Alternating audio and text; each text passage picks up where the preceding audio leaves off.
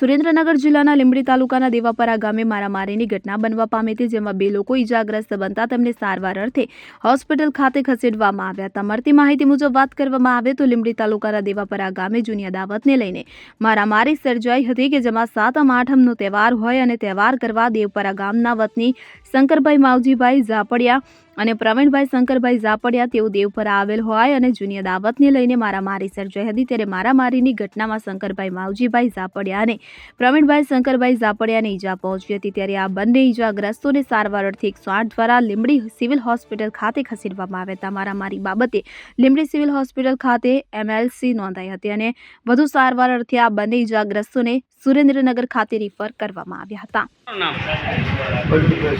શું બનાવ બન્યો? ક્યાં ગામ બન્યો? એમાં એવું હોય દેવપરા ગામમાં બનાવ બન્યો, બરાબર।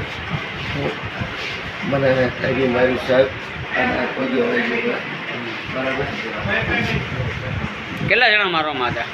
મારવામાં 3 જણા હતા। કઈ બાબતે માર્યા? હા, કઈ બાબતે માર્યા? કોઈ બાબતે ને મારો જૂનો ઓલો હતો એનો મેં 9 વર્ષ સાહેબ આ કોર્ટમાં ધક્કા ખાધા। 9 વર્ષ બધું મારો કેસે પતી ગયો સાહેબ, બરાબર। અત્યારે વળીને હળગાવી એટલે શું માર્યું? મને ધાર્યું મારી। તમે જોયું હતું ધાર્યું? હા, અહીંયા હું છું। તમારું નામ શું? પ્રવીણભાઈ શંકર। બ્યુરો રિપોર્ટ, ખબર ગુજરાત લાયો।